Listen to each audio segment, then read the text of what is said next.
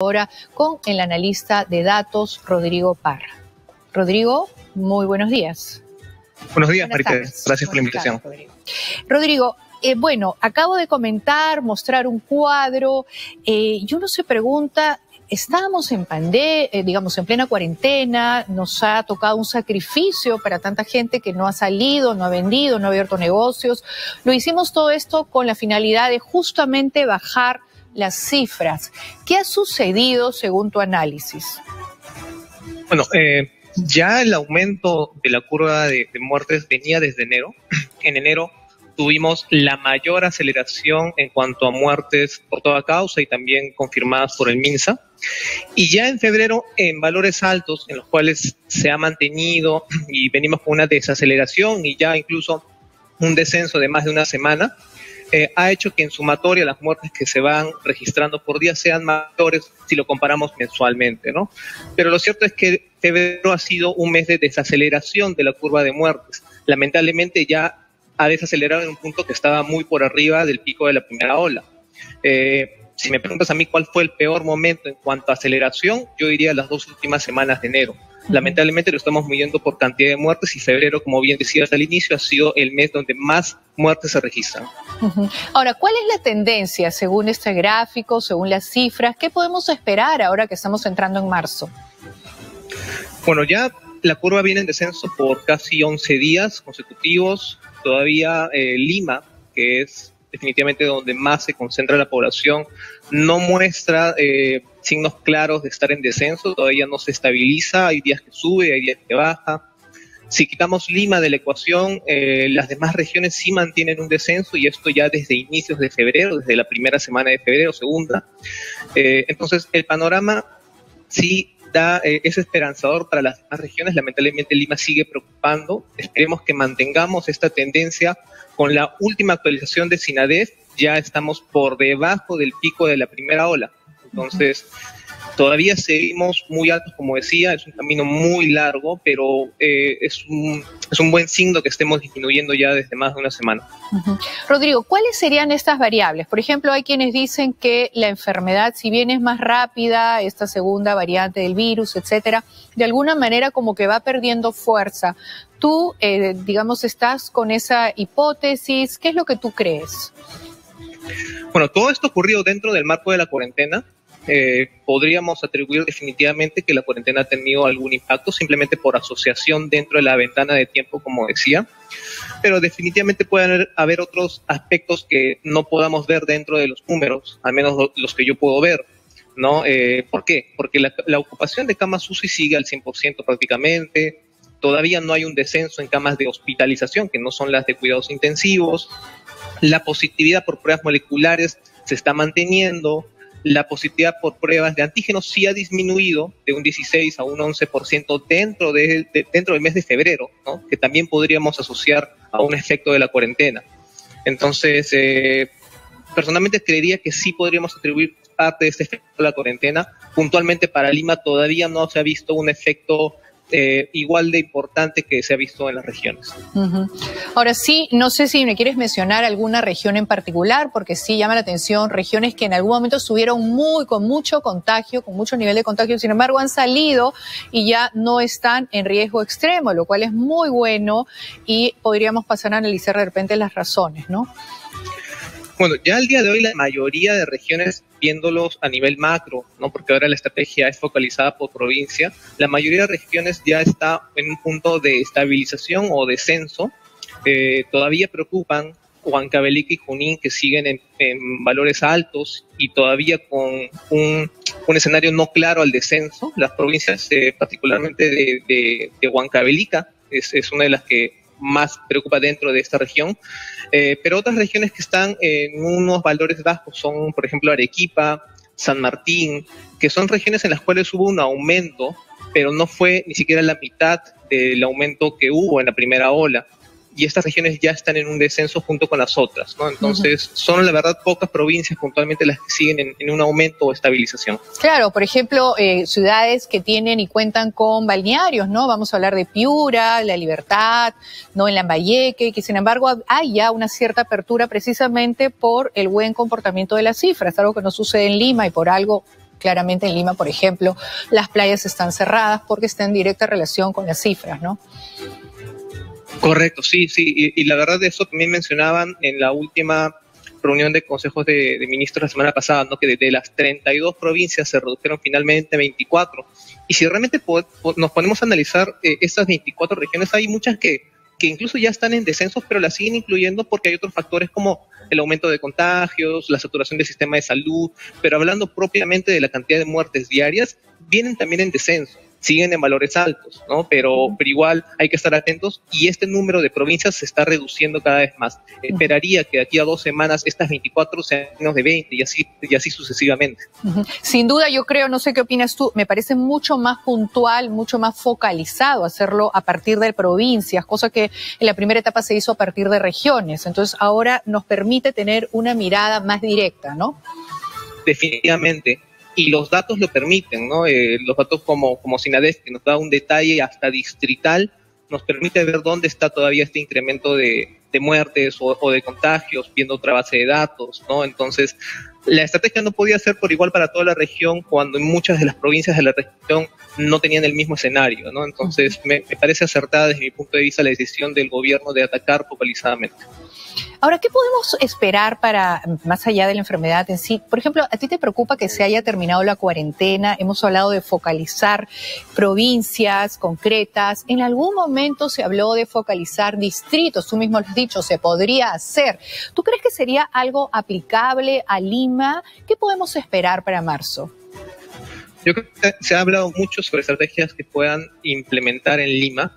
Lamentablemente la complejidad y la cantidad poblacional, el movimiento que hay entre distritos desde domicilios hasta trabajo, lo hacen muy complicado. Esto, la verdad, especialistas podrían hurgar más en el tema. Yo no veo una solución tan fácil como poner cercos epidemiológicos a la salida de cada distrito, ¿no? Sería algo muy complicado. Muy complicado de poder controlar, efectivamente. Si no se pueden controlar ni los mercados, ni la informalidad, ni una serie de cosas que no funcionan, obviamente eso sería imposible. Pero igual te lo preguntaba porque siempre está sobre el tapete como un pedido de parte de muchos médicos especialmente, ¿no?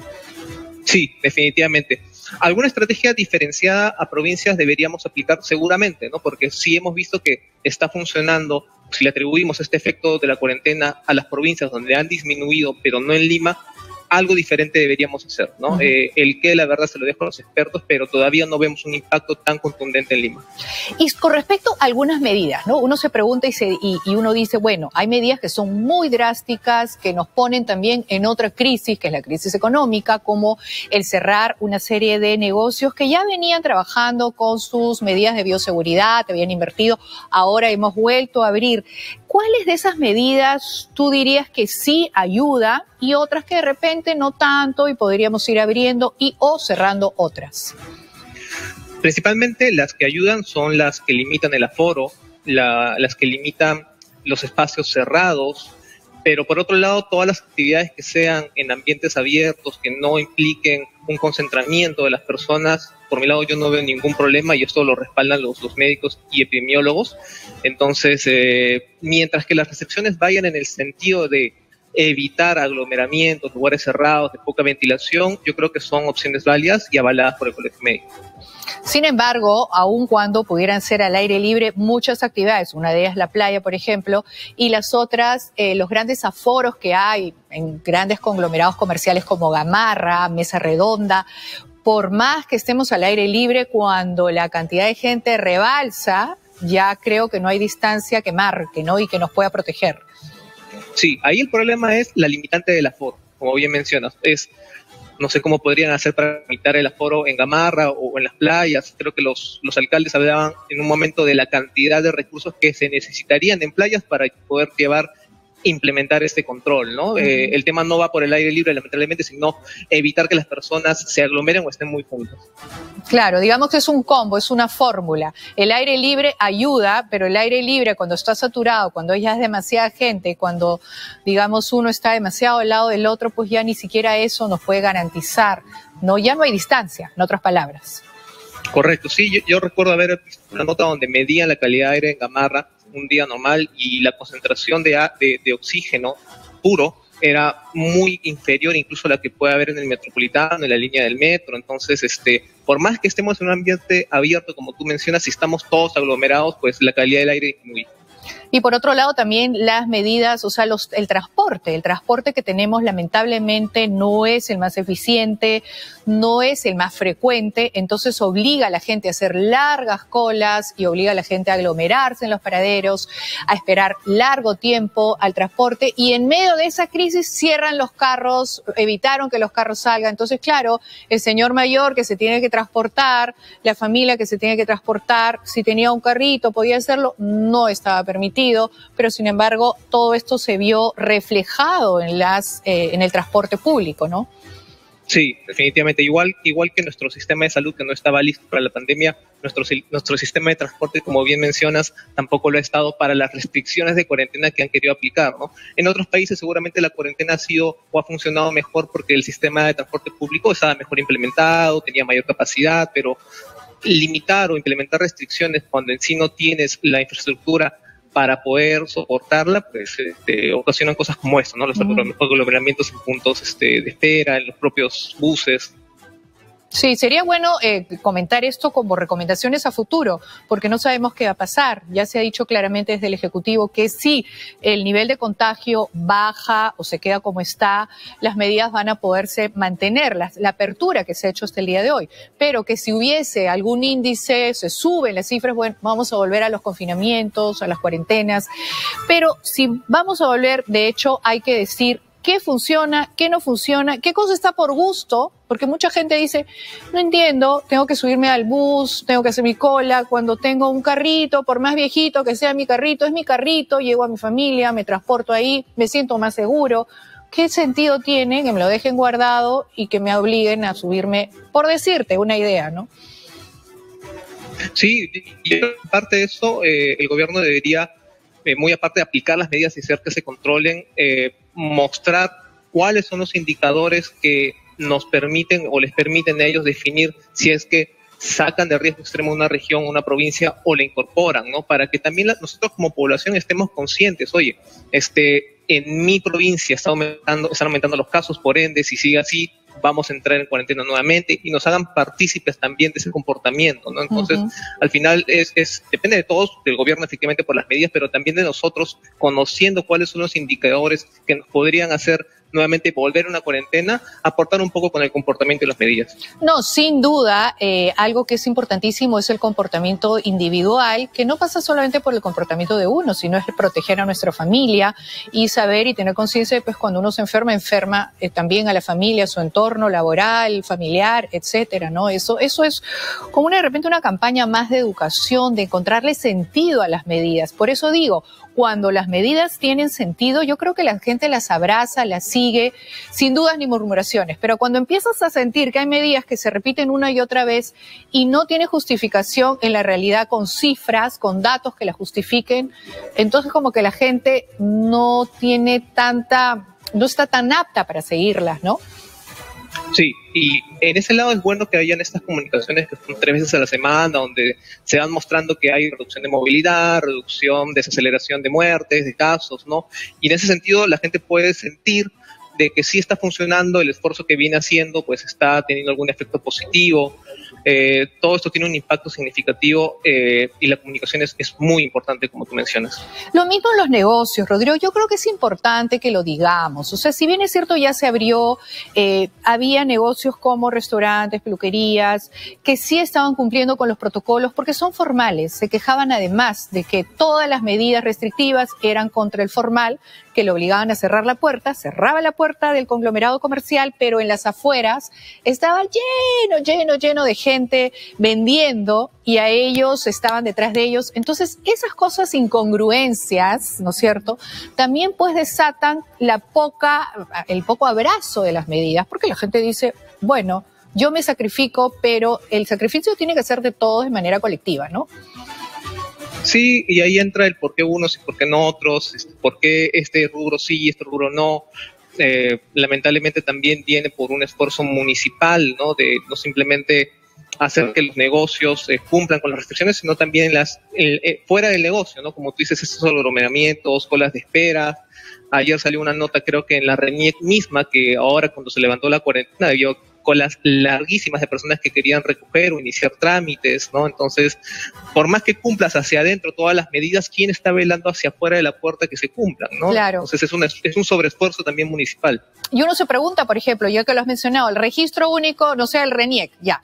¿Cómo es posible que el gobierno pida distancia, que el gobierno pida todo este tipo de orden y no pueda ser capaz de armar una cola ordenada, abrir más ventanillas, para que justamente hay gente, nosotros hemos hecho una nota hoy en 90 Matinal, hay gente que está 2 días, que viene a las 6 de la mañana y les preguntamos a las 9 de la mañana y todavía no llegan a la ventanilla y probablemente no lleguen hasta horas de horas y probablemente tengan que rezar al día siguiente.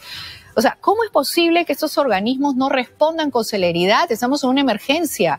Más gente que atienda, más oficinas que se abren, yo no sé, pero algo tienen que hacer. Sí, me consta que muchas empresas se han digitalizado, y entre ellos muchos del Estado también, pero no pasa simplemente por implementar o mejorar la plataforma en la web, sino también por implementar o mejorar el control en el puesto, o en el negocio, o en la empresa y hacia afuera, ¿no? Como tú dices, no suena tan complicado que pueden ordenar una cola o ampliar la capacidad personal para que el flujo de atención sea mucho más rápida, ¿no? No conocemos sinceramente cómo están en cuanto a planillas y personal. Definitivamente esto ha afectado a todos los negocios para poder mantener el personal, pero eso es parte de los indicadores o variables que están afectando al día de hoy. Rodrigo, otra de las cosas que lamentablemente sufrimos los peruanos, y digo sufrimos porque si bien de repente uno no directamente está buscando una cama, pero por ejemplo hoy día lamentamos la muerte del padre, nuestra conductora, la conductora Fátima Aguilar, que hace este programa, cuyo padre estuvo también grave, lamentablemente hoy día perdió la vida por COVID, pero lo difícil que fue conseguir una cama UCI, la lucha de ella, digamos, todos de alguna manera tenemos a alguien cercano que nos escriben todos los días pidiendo camas, balones de oxígeno. Y la cosa la vemos en las noticias y uno siente que nadie soluciona el tema. Más allá de que desde la empresa privada hay donaciones, está muy bien y saludamos todo ello. Pero ¿qué podemos decir de estas cifras? Balones de oxígeno, camas UCI. Bueno, comenzando por camas UCI, si bien el gobierno ha ampliado la capacidad, todavía no vemos en números que sea suficiente. ¿Y por qué? Porque mantenemos un margen o porcentaje de disponibilidad de camas UCI de 5%, y esto ya va más de un mes. Quiere decir de que mañana ponen o implementan 10 camas nuevas y las 10 las están ocupando. Hay una lista de espera o cola de espera mucho más grande del ritmo de velocidad con la que van ampliando la capacidad. Entonces, seguimos mal en ese sentido. En cuanto a oxigenación, es muy bueno que hayan tomado todas estas medidas. Muchos podrían decir que ha sido tarde, lamentablemente nos agarra, como comenzamos hablando al inicio del programa, después del pico, después de la aceleración que tuvimos en enero, después de toda esta cantidad de muertes de febrero. Todavía no hemos visto en datos que haya un efecto positivo. Este oxígeno recién está ingresando para ser utilizado diariamente, y esperemos que haya un efecto positivo de acá una semana o 2 semanas en los indicadores de muertes y hospitalizaciones, sobre todo, ¿no? Que hayan menos personas que pasen de camas de hospitalización a camas UCI, o también que la cantidad de fallecidos en domicilios, que es donde están muriendo mayormente las personas, también disminuya, porque son estas personas que son las que salen a comprar el tanque de oxígeno y hacen en sus casas una suerte de centro de atención, porque bueno, no hay donde más atenderse, ¿no? Uh-huh. Para todos ellos es el oxígeno. Gente que tiene miedo de llevar a su familiar a una clínica, porque lo vemos en las puertas, porque no saben mucho, porque lamentablemente el nivel de información pues es 2 veces al día, es así, ese es el protocolo, porque llevan a sus familiares con una oxigenación de 70, 80 y después al segundo día le dicen que bajó y tienen pánico. Entonces prefieren tener a sus familiares en sus casas y se endeudan hasta la cabeza porque realmente tienen que salvar la vida, y esa respuesta, esa capacidad de respuesta del Ejecutivo no la vemos, y por eso te hago hincapié en que digamos, la empresa privada ayuda, hemos recibido este oxígeno de Chile, etcétera, pero tenemos un rezago en esta capacidad de respuesta. Sí, y el rezago todavía existe muy a pesar de todo este ingreso de oxígeno. Creo que el presidente hablaba de 100 a 120 toneladas que tenemos como brecha aún contra la demanda existente. Esperemos que siga ingresando, que siga el sector privado aportando en esto y también obviamente el Estado viendo medidas de cómo solventarlo. Todavía, como te decía, no vemos ningún cambio. Sí te puedo acotar de que en noviembre en domicilios fallecían 130 personas a diario y esto se llegó incluso a triplicar en el mes de enero. Eran 380 personas que fallecían en domicilio. Sabemos que esto es directamente o indirectamente por COVID y son personas que, como te decía, con su balón de oxígeno trataban de sobrellevar la enfermedad en sus casas porque no podían, no querían ir a un centro de salud. Y tampoco es un tema de que las clínicas privadas les sobran las camas, porque también están con las justas y muchas clínicas privadas ya no tienen tampoco. ¿Tienes alguna información de los números de camas en las clínicas privadas? En camas privadas, en el sector privado, las camas UCI están prácticamente al 99%, donde hay holgura y este 5 o 4% que te mencionaba al inicio está básicamente en las camas que maneja el MINSA. Todos los demás sectores que son de salud, Fuerzas Armadas, sector privado, están prácticamente un 99% y eso está copado desde hace un mes. Es el MINSA quien viene implementando nuevas camas, pero como te decía, no a la velocidad que requiere la demanda actual. En otras palabras, eso es a nivel nacional, llámese privado, llámese público. No nos podemos enfermar porque no hay camas, no nos podemos enfermar porque, digamos, si necesitamos adquirir un balón de oxígeno y no tenemos las condiciones económicas o lo que fuera, es muy difícil, es muy duro todo lo que está pasando. Yo no sé si quieres hacer un comentario con respecto a la vacunación. Me preocupa. Está bien, saludo, que venga, mañana 50.000 vacunas, todo eso está muy bien, pero si comparo con Chile, pues que ya está con 5 millones de vacunados, y digo, bueno, ¿cuándo nos va a tocar vacunarnos? Me preocupa.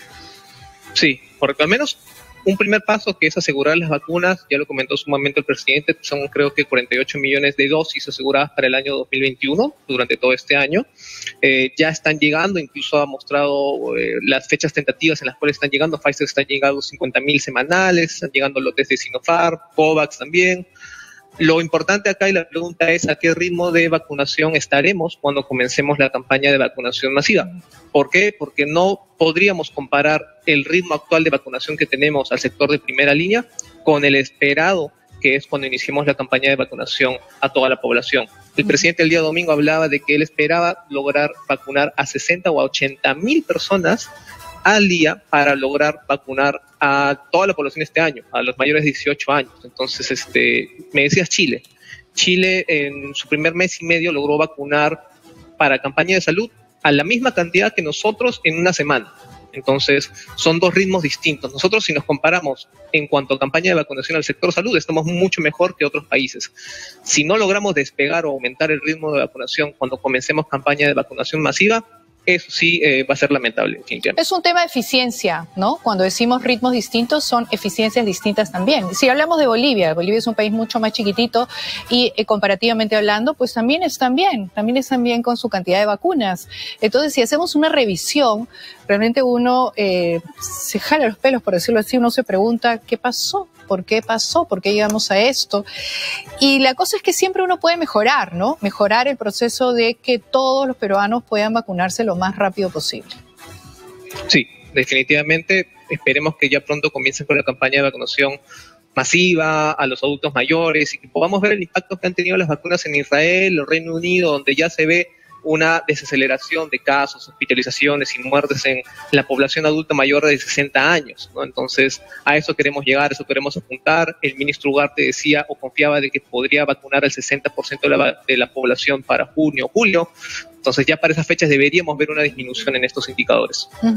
Muy bien, Rodrigo, siempre grato contigo poder revisar cifras, poder hacer un paseo por todo lo que deberíamos hacer, lo que se ha hecho bien, lo que se ha hecho mal, siempre en materia de mejorar. No sé si algo más quieras añadir a todo lo que estamos viviendo.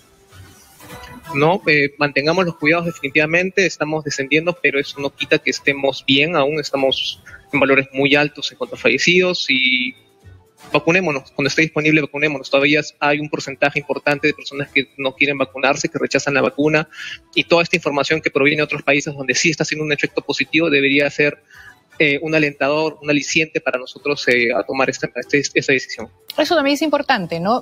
Poder despejar las dudas naturales, legítimas de mucha gente que no quiere vacunarse porque no conoce, no le han explicado, tiene miedo, y todo el tema médico siempre pues genera un poco de suspicacia, ¿no? Y es natural, y hay que explicarlo. Bien explicado, yo creo que es fácil de entender. Así es, Maritere. Bueno, muchísimas gracias. Entonces, gracias. Rodrigo, hasta otra oportunidad. Y nos vamos ahora con